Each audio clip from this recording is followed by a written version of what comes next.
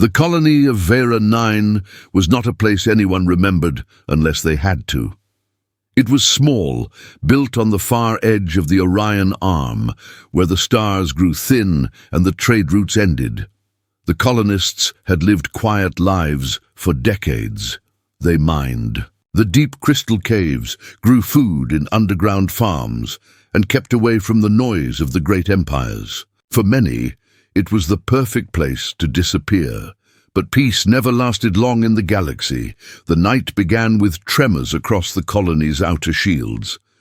At first, people thought it was just a storm from the nearby gas giant, whose magnetic fields often disturbed communications. But when the alarms rose and the ground shook harder, the truth became clear. They were not facing a storm. They were facing an invasion.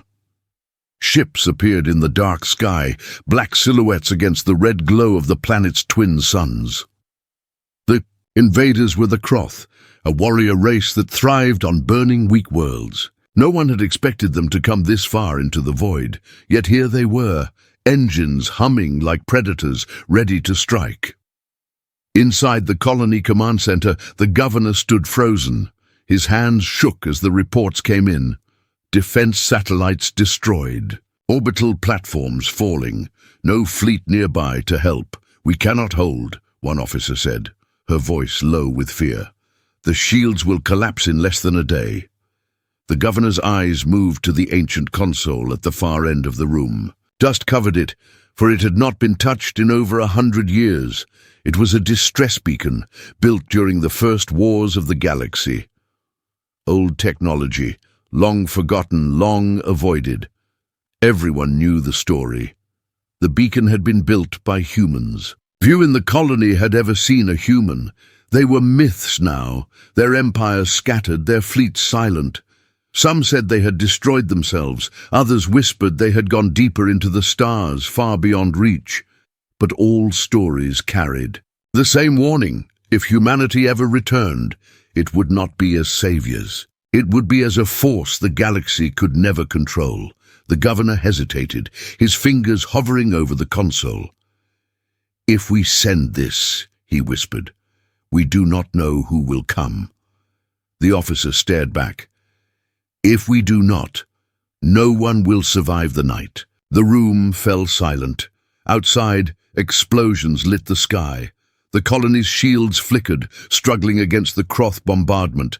Families hid in the tunnels, children clung to their mothers, and prayers rose to nameless gods. At last, the governor pressed the switch. A deep hum filled the air as the beacon awoke. Dust lifted from the floor, the lights burned bright, and a signal rushed into the stars. It carried no words, only a single frequency.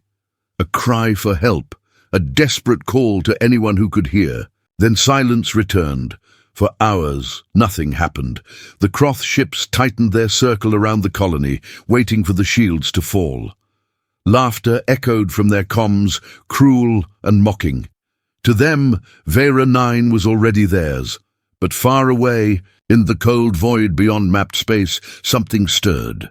At first, it was only static on a forgotten listening post. Then, in the darkness between galaxies, sensors lit up with movement. A fleet that had not moved in centuries shifted its course. Engines that had been cold for generations came alive. The response had been heard. Back on Vera 9, a young boy named Laren sat in the tunnels with his mother. He asked her if anyone was coming to save them. She had no answer. Her lips trembled as she held him close. She wanted to tell him no.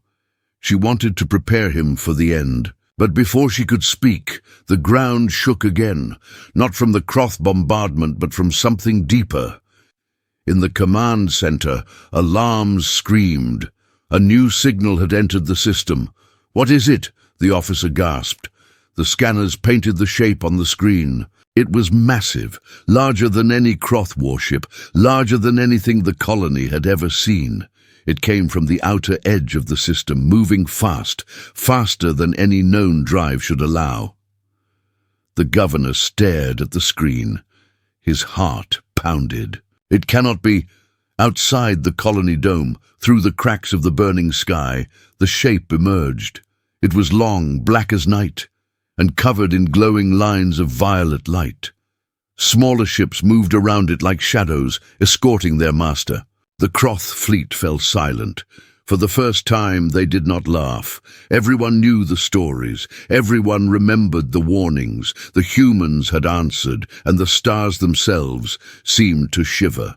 The skies of Vera 9 burned. Fire and smoke drifted across the thin atmosphere as the Croth ships circled closer, their weapons glowing like suns. The colony shields flickered weakly, stretching thin under the endless storm of energy fire.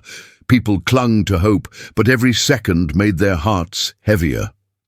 Then the new presence entered the system. At first, no one spoke. The scanners showed only numbers, impossible numbers. A ship larger than anything known in the galaxy, its speed breaking every record. The Croth commanders shouted across their channels, disbelief in their voices. Their enemies were used to fear, used to begging for mercy. But now, even their voices trembled. The colony command center was filled with silence. All eyes were locked on the glowing screen. The shape of the warship grew clearer, black against the stars, its hull shining with violet light. Smaller escorts formed patterns around it, moving with frightening unity. "It cannot be real," the officer whispered. "No fleet moves like that." But it was real. The scanners did not lie. Something was coming. Something far older, far stronger than the Croth. In the tunnels below, families whispered to one another. Some said the gods had answered, others said demons had awakened. But the older ones, those who remembered fragments of old stories, knew better. They pressed their lips tight, unwilling to speak the name that burned in their minds. Humanity. The Croth fleet reformed quickly. Though unease ran through every formation, their leader, Warlord Draxar, growled through the command deck of his flagship. His voice was sharp, trying to hide the fear his soldiers felt. "Whatever comes, it bleeds like the rest. We will crush it." Yet even he could not erase the images of old battles told in whispers. The humans were said to fight without mercy, to stand when every other species ran. The Croth had never faced them, but the stories were clear. To fight humanity was to invite death. The giant ship continued its slow approach. It did not broadcast any signal, no call, no greeting. It was silent, moving like a predator across the void. The escorts glided beside it, their shapes sharp and unbroken, as if bound by a single will. "Why now?" the governor whispered in the colony's command center. "Why do they answer us now, after centuries of silence?" No one could answer him. The officer only shook her head, her eyes locked on the scanners. Outside, the Croth began to fire warning shots, long beams of energy streaking across the system. The human ship did not move. It drifted forward, ignoring the light as if it did not notice, or perhaps it simply did not care. The Croth hesitated. Fear spread in their voices. They do not respond. They do not change course. They do not fear us. Warlord Draxar roared, silencing them with his command. "Then we teach them fear." The Croth fleet shifted into attack lines. Hundreds of ships pointed their weapons at the intruder, energy built like the charge of 1,000 storms. The colony below shook from the rising heat of their weapons. Inside the tunnels, young Lauren clutched his mother tighter. "What is it, Mama? What is coming?" She did not answer. She only stared upward, her heart torn between hope and terror. The human ship drew closer, and closer. Its surface glowed faintly. Now, violet lines tracing across its armor like rivers of light. The escorts moved into sharp formations, surrounding the main warship like hunters preparing for the kill. Still, not a single signal came from them. Still, not a single word. It was the silence that broke the galaxy's courage. On the Croth flagship, Warlord Draxar felt his claws dig into the chair. He growled, but for the first time, his soldiers did not look him in the eye. They looked at the screen, and in their eyes lived something he could not erase. Fear. "Fire," Draxar ordered at last. His voice cracked, but the command went through. The Croth fleet unleashed their storm. Hundreds of beams, missiles, and plasma blasts filled the void. Explosions bloomed like fire across the Black Sea. The entire system glowed under the storm. To any watcher, it would seem that nothing could survive such a strike. And yet, when the light faded, the human warship was still there, not a scratch, not a dent. Its escorts had moved so perfectly that they had intercepted many of the blasts, their shields burning but unbroken, and the great warship itself did not even slow down. The galaxy held its breath. Then, for the first time, the humans answered. A single pulse of violet light shot forward, striking through the nearest Croth battleship. It did not explode. It did not break apart. It simply ceased to exist, torn into dust in less than a second. The Croth fleet went silent. In the tunnels below, children gasped, mothers wept, and soldiers on both sides felt their hearts freeze. The officer in the command center whispered the words that no one wanted to say aloud. "They are not here to save us. They are here to remind the galaxy why they were feared." And above, the shadows of humanity moved forward again, their presence pressing down on every star. The violet pulse that erased a Croth battleship lingered in the eyes of every witness. It had been only a single strike, a single breath of power, and yet an entire warship was gone. No wreckage, no fire, only dust scattered across the void. The silence that followed was heavy, pressing on the chests of soldiers, colonists, and commanders alike. The Croth fleet broke formation. Ships twisted away, their captains shouting over each other, trying to understand what had happened. Fear, raw and unshaped, spread like poison.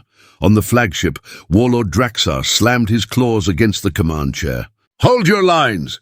It is only one ship. They bleed like we do. Fight." But his own voice betrayed him. For even he could not deny what his eyes had seen. The human warship drifted forward, calm and deliberate, as if it had not noticed the attack at all. Its escorts moved in silence, like predators circling their prey. Together they looked less like a fleet and more like a storm approaching, unstoppable and cold. In the colony tunnels below, whispers grew louder. Lauren, the boy who had asked if help would come, now asked another question. "Mama, are they here for us?" His mother held him tighter. She could not answer, for no one could say if humanity had come as saviors or executioners. Inside the command center, the governor and his officers stared at the display. The officer who had pressed the distress beacon now whispered, "We called for help. But what if we called the wrong ones?" The governor's face was pale. "We have no choice now. Whatever happens, it is already too late to take it back." Outside, the Croth prepared again. Their fleet lit up with energy, weapons ready, fear pushing them into desperation. Hundreds of ships aligned, each ready to fire once more. They would not surrender their prey, not without another fight. Then, without warning, the human fleet moved. The escorts scattered like shards of glass, darting between Croth ships with impossible precision. Beams of violet light shot from their weapons, slicing through hulls like paper. Croth cruisers vanished in bursts of fire, their debris spinning across the void, and then the main warship opened its weapons.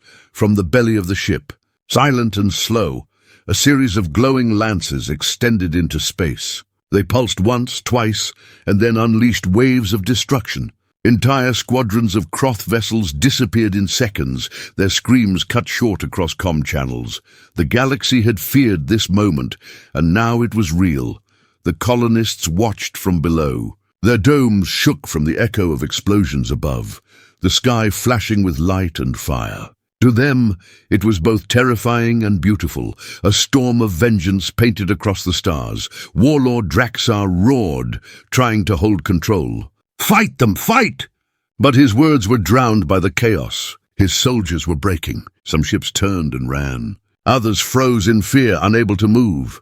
The old stories were true. The humans had returned, and they were not like anyone else. At that moment, a new sound broke the silence, a voice. It came across every channel, deep and cold. Spoken in the common tongue of the galaxy, this system is under human protection. Withdraw or be erased, the words echoed in the ears of every living being. For the first time in centuries, humanity had spoken. Their voice carried no anger, no mercy, only certainty. The Croth fleet wavered. Soldiers shouted, their commanders screamed, but deep down they all felt the same. To face this power was not war, it was suicide. In the tunnels below, Lauren whispered, "They spoke." His mother trembled. "Yes, child, they spoke. And the galaxy must listen." But not all Croth listened. Warlord Draxar's pride burned hotter than his fear. "I will not run from ghosts," he shouted. His flagship turned and fired a massive plasma beam straight at the human warship. The beam tore through the void, a brilliant scar of energy. It struck the human ship's shield, bending it like glass. For a moment the shield rippled. Then it snapped back into place, unbroken. The human warship answered. One single violet lance extended forward, glowing brighter than the sun's. It fired once, silent and final. Drax's flagship split apart in a single breath, torn in two before it even had time to explode. The Croth fleet broke completely. Ships scattered, engines burning at full power as they fled into the void. No formation, no pride, no courage. Only survival. The battle was over. The human fleet did not chase them. They did not speak again. They only drifted closer to Vera 9, their black steel hulls reflecting the dying fires of the Croth. In the command center, the officer whispered, "They saved us." But the governor's voice was heavy. "And they did not save us. They reminded us who they are." The humans had revealed themselves at last. But myths, not whispers, not forgotten. They were real, and they had returned. The void above Vera 9 still burned with the last echoes of destruction. Fragments of Croth ships drifted like ash, glowing faintly before fading into darkness. The human fleet had not moved quickly, yet every strike had been exact, every motion unstoppable. It was less a battle and more a lesson, a reminder of what humanity meant when it chose to appear. For a brief moment, silence returned. The colony below held its breath. Mothers gripped their children tighter. Soldiers in the tunnels who had already accepted death now stared upward, confused and trembling. Hope and fear mixed together, impossible to separate. Then the humans advanced. Their main warship moved slowly, its black armor shining against the light of the twin suns. Its escorts spread wider, covering every angle of the system. They looked like a net of predators tightening around prey, only the prey had already fled. The Croth remnants scattered into the void, engines screaming. Each commander thinking only of survival, but humanity did not let them go so easily. Without warning, the escorts lit up, their weapons cutting through the darkness. Beams of violet fire struck fleeing ships, tearing them apart before they could even jump away. Each shot was cold, precise, without hesitation. There was no rage. No cruelty, only efficiency. The Croth screamed across their channels, begging for orders, but there were none left to give. Their warlord was gone, his ship erased in a single strike. What had begun as an invasion was now only a slaughter. On Vera 9, the governor whispered, "This is not a rescue. This is a warning." The officer beside him clenched her fists. "But why come now? Why after so long?" No one answered. The questions were too large. In the tunnels, Lauren's eyes stayed wide. "Mama, they are winning." His mother pressed his face into her chest. "Do not look, child. Do not watch." But even she could not close her ears to the sound of the heavens tearing apart. The humans continued their work. One Croth battleship tried to jump into hyperspace. Its engines flared, light bending around it, but before it could escape, a human escort blinked forward, impossibly fast. A lance of energy cut the Croth ship in half, the jump collapsing into a violent storm that shredded its remains. Another Croth squadron tried to fight, firing volley after volley, but the human shields absorbed everything. Then 3 escorts swept in together, moving like parts of a single machine. Their beams intersected, forming a cross of violet fire that sliced through the squadron, leaving only dust. The colony's scanners struggled to keep up. Numbers flashed, fleets disappeared, and within minutes half the Croth armada was gone. It was not war. It was demonstration. Finally, the humans spoke again. The voice echoed across every ship, every station, every comm line in the system. Calm, deep, without emotion. You trespassed where you should not. You touched what is ours. You will not return. The Croth who heard those words broke completely. Some shut down their weapons and fled without firing another shot. Others abandoned their own comrades, jumping into hyperspace in wild desperation. Discipline was gone. Courage was gone. Only terror remained. From the human flagship, another wave of light spread across the void. It was not a weapon, but a signal, a broadcast. And though no one in the colony could read its code, they all felt the meaning in their bones. Humanity was not here only for Vera 9. They were sending a message to the entire galaxy. The officer in the command center stared, her hands trembling. The stars will hear of this. Every empire, every council, every people. They will know. The governor nodded slowly, his voice heavy. And they will fear. The battle was ending. What had been a mighty Croth armada, only an hour before, was now little more than scattered fragments. Some escaped into the void, but most had been reduced to nothing. The skies above Vera 9 cleared, violet light fading as the human ships pulled back. The colonists did not cheer. No voices shouted victory. No one clapped or sang, because deep down they all understood. This was not their triumph. They were only witnesses. In the tunnels, children asked their parents if they were safe. Parents did not know how to answer. Safety was not the right word. They had survived, yes, but not because of kindness. They had survived because humanity had decided so. As the human flagship drifted closer to orbit, the ground shook again. Massive shadows spread across the colony domes. Every heart froze, wondering if the humans would turn their weapons on the very people who had called them. At last, the voice returned. You are under our watch now. Do not call again, unless you are ready for the cost. The transmission ended. Then, as silently as they had come, the human ships began to turn. One by one their engines lit, glowing brighter than the sun's. They rose into the dark sky, forming perfect lines, and jumped into hyperspace. Within seconds, they were gone, leaving only silence behind. Above Vera 9, no enemy remained. Only fragments of warships and a warning that would never be forgotten. In the command center, the officer whispered, "They saved us." The governor shook his head. "No, they reminded us of their shadow. And the galaxy will tremble when it spreads." And in that moment, every star seemed to lean closer, listening to the echoes of the battle that had just changed the galaxy forever. Vera 9 lay silent. The colony's shields flickered weakly, half-burned from the attack, but the sky above was empty now. The Croth were gone. The humans were gone. Only fragments of ships drifted in the void, glowing like dying embers in the night. For the colonists, it was difficult to believe they were still alive. Hours before, death had been certain. Families had clung together in the tunnels, waiting for the end. But now, they walked out into the dim sunlight, their faces pale, their eyes searching the skies. They did not smile. They did not cheer. They only whispered questions. Why did they come? Why save us? Will they return? In the command center, the governor sat slumped in his chair. He looked 10 years older than he had the day before. His officers worked quietly around him, repairing damaged systems, scanning the empty void. But none of them spoke of victory. None of them dared. Finally, the officer who had activated the beacon approached him. "Governor, the distress signal has stopped. The humans must have shut it down." The governor's eyes were hollow. "They heard us once. That is enough. The galaxy will never forget this day."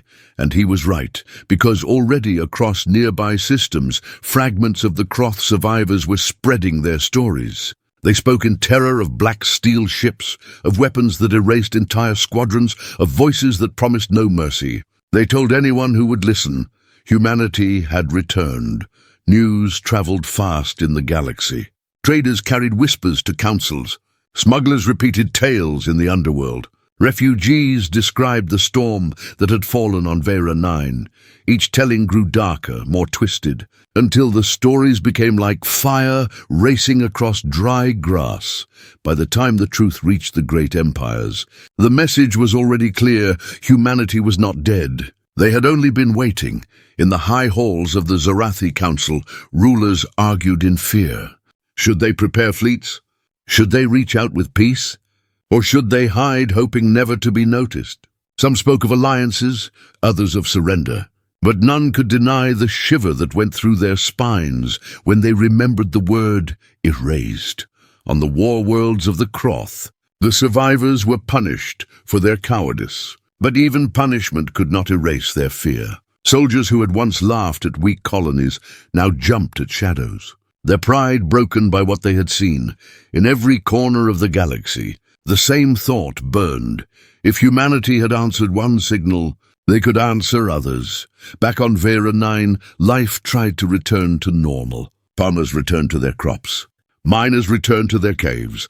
But the memory of that battle hung over them like a storm cloud. Children who had once dreamed of seeing the stars now feared the sky. Parents whispered at night, asking if they had brought doom upon themselves by calling the beacon.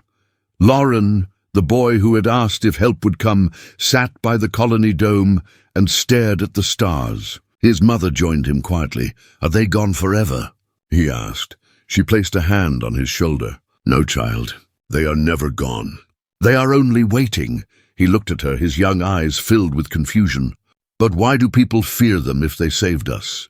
She sighed, her voice low. "Because saving and ruling are not the same, and humanity does not save for kindness. They save because it reminds the galaxy what they are." Far away on the edges of known space, the human fleet traveled through hyperspace. Their engines glowed violet, their silence heavy. On their flagship, a single message pulsed outward, carried on hidden frequencies. It was not meant for the colony. It was not meant for the Croth. It was meant for everyone. The message was simple, cold, unstoppable. We heard the call. We will hear it again. But remember, those who summon us must be ready for the cost. Mercy is not endless. Our shadow falls on all who forget. The broadcast reached every empire. Some denied it. Some hid it. Some tried to erase it. But it was too late. The galaxy had heard. The galaxy understood. The stars themselves seemed dimmer that night, and on Vera 9, the governor stood outside the dome, watching the sky. His hands trembled as he whispered words no one else could hear. We did not call for saviors. We called for something we did not understand. And now all the stars will live with the answer.